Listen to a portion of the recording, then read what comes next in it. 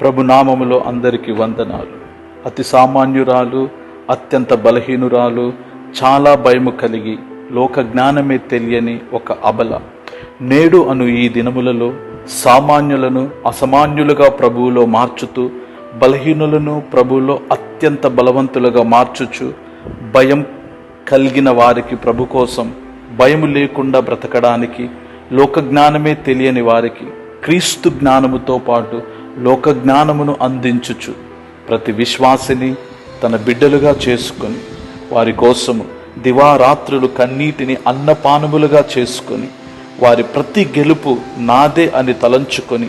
ఎన్ని అవమానములు కలిగినా, ఎన్ని నిందలు వచ్చినా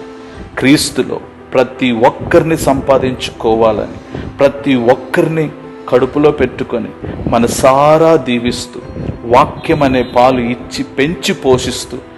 ప్రతి నిత్యము ప్రసవ వేదన పడుతున్న ప్రేమమ్మ గారి ప్రేమ దీర్ఘకాలము సహించుచు, దయచూపుతూ, మత్సరపడక, డంబముగా ప్రవర్తింపక, ఏనాడు ఉప్పొంగక, అమర్యాదగా ప్రవర్తింపక, స్వప్రయోజనమును ఏనాడు కోరుకొనక, కోపపడక, అపకారమును మనస్సులో ఉంచుకొనక, అన్నిటిని తాళుకొనుచు, అందరినీ నమ్ముచు, క్రీస్తులోనే తన జీవితాన్ని పరిపూర్ణముగా కట్టుకొనుచు, సమస్త ఘనత మహిమ